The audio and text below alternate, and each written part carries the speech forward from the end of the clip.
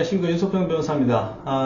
오늘은 2024년 2월 13일입니다. 설 연휴가 끝나고 이제 일상으로 복귀한 첫날인데, 그 개인 뭐 회생이나 파산이나 이런 거 할 때 면책 안 되면 어떻게 되냐고 이렇게 질문을 자주 하시거든요. 근데 그 질문은 정말 잘 질문하시는 거예요. 왜 그러냐면은 개인 뭐 파산 같은 경우 파산 선고 받는 것보다도 이제 그 면책 복권 되는 것이 중요하거든요.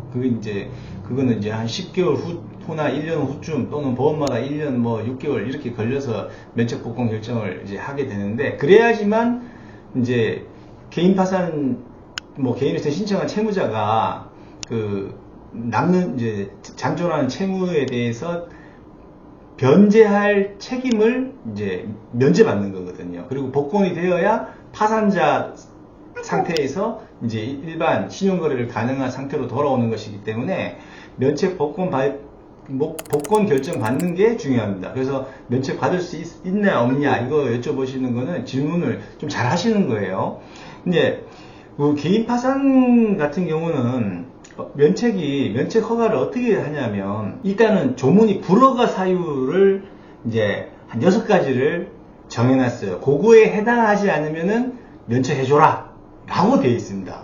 그게 이제 채무자회생법 564조 1항에 되어 있는데, 법원은 다음 각 호의 어느 하나에 해당하는 때를 제외하고는 면책을 허가하여야 한다라고 되어 있습니다. 허가하여야 한다. 그러니까 면책 불허가 사유 6개라고 그 규정해 놓은 거기에 해당하지 않으면 법원은 면책 허가 결정을 해야 돼요. 하여야 한다 그랬었으니까. 근데 그거 간단하게 살펴보면은 면책 불허가 사유는 사기 파산죄라든지 이런 법률 위반의 경우, 뭐 설명 위반이라든지 파산 잘 봐주세요 하면서 파산 관제해야 하는데 빚도 찔러준다든지 뭐 이런 거, 파산 증례죄 이런 것들인데, 그게 하나고, 그 다음에 파산 선고 전 1년 이내에 이제 그 파산 원인 사실을 숨기거나 속여가지고 재산을 취득하는, 신용거래로 재산을 취득하는 거. 신용거래라는 게 뭡니까? 뭐 그것도 넓은 의미의 대출이거든요. 그래서 그런 경우, 그 다음에 허위로 채권자 목록 작성하거나 재산 상황에 대해서 허위로 진술하고 제출하는 거, 이런 거. 그 다음에 개인 파산 면책을 받으면은 7년 동안 그러니까 개인 파산을 다시 신청할 수 없고, 개인회생을 통해서 면책을 받은 경우는 5년간 개인 파산을 또 신청할 수가 없어요. 그래서 그런 이제 기간에 걸리는 경우, 이런 거는 이제 면책 불허가 되는 거고, 그 다음에 채무자 회생 및 파산에 관한 법률에 보면 이제 이 개인 회생이나 파산 절차를 어떻게 잘 진행해야 된다. 그리고 뭐 설명도 잘하고 자료실도 제때 하고 출석도 하고 이런 것도 정해져 있는데, 이런 걸 불성실하게 한다. 그러면은 면책해줄 수가 없지 않습니까? 그리고 이제 과도한 낭비나 도박 채무 같은 거, 개인 회생에서는 요거는 이제 그 변제하고 이제 면책 받을 수 있는데, 개인 파산에서는 그 낭비벽 에 의한 채무라든지 도박빚이라든지 이런 것들은 이제 면책 불허가 사유입니다. 그 다음에 사행행위 있죠. 사행행위. 이게 뭐 도박 유사한 것들, 그러니까 그 건전한 경제 질서를 어지럽히는 사행행위, 사행성 게임이라든지 뭐 이런 것들, 그런 걸로 현저히 재산 감소를 초래하거나 과대한 채무를 부담하게 된 경우, 이런 경우는 사정 파산 경위를 봐가지고 면책 불허가 할 수 있습니다.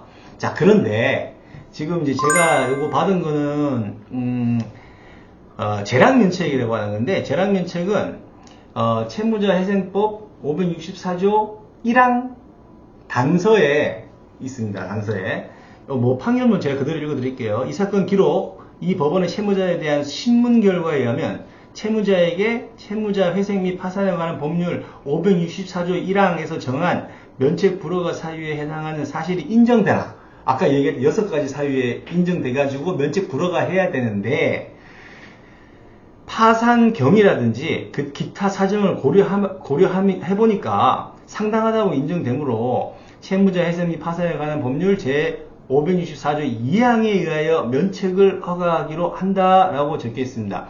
564조 1항은 그 면책 불허가 사유 6개가 거기에 해당하지 않으면 면책하여야 한다라고 하는 게 1항이고, 2항은 1항에 정해진 6개의 사유, 면책 불허가 사유 6개에 해당하는 면책 불허가 사유가 있다 하더라도 파산에 이르게 된 경우에 기타 사정을 고려해서 상당하다고 인정되는 경우에는 면책을 허가할 수 있다.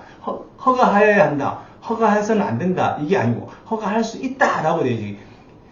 그래서 법에 뭐뭐 할 수 있다 이렇게 되어 있으면 재량이 있다라는 거예요. 재량이 해도 되고 안 해도 되고.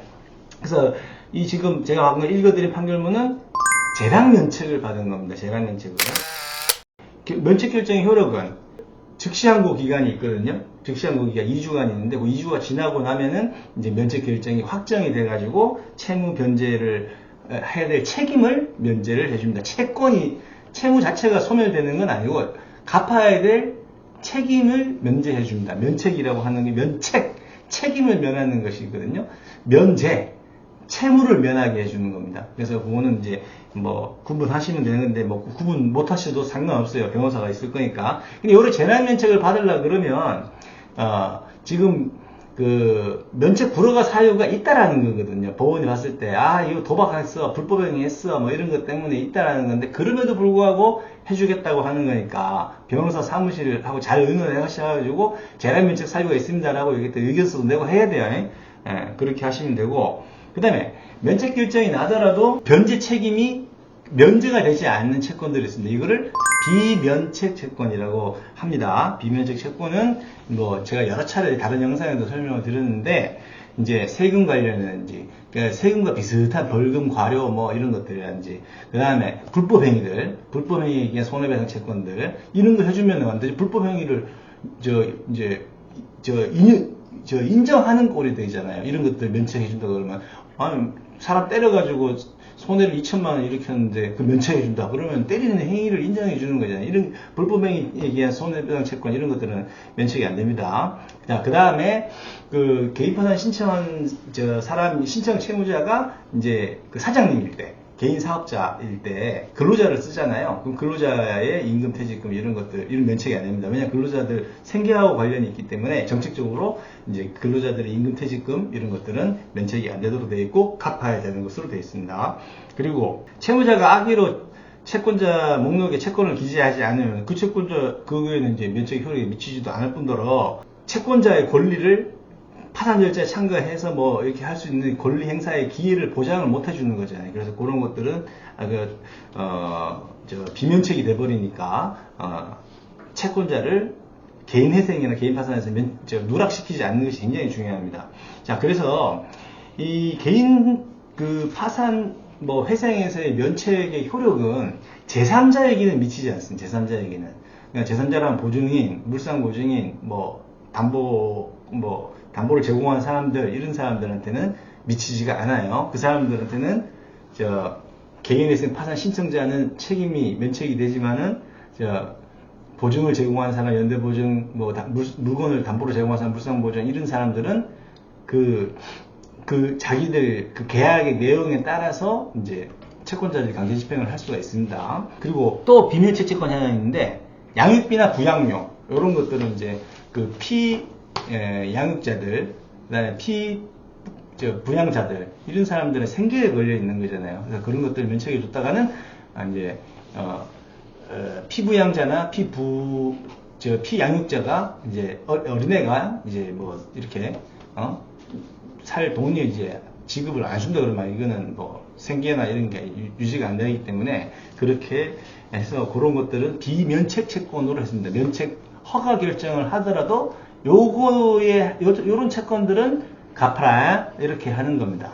자, 이거를 제가 왜 말씀드리냐면 지금 이거의 핵심은 뭐냐면 면책이 될까요 안 될까요 물어보셨잖아요. 그럼 면책이 안 되는 건 6가지 사유가 있습니다.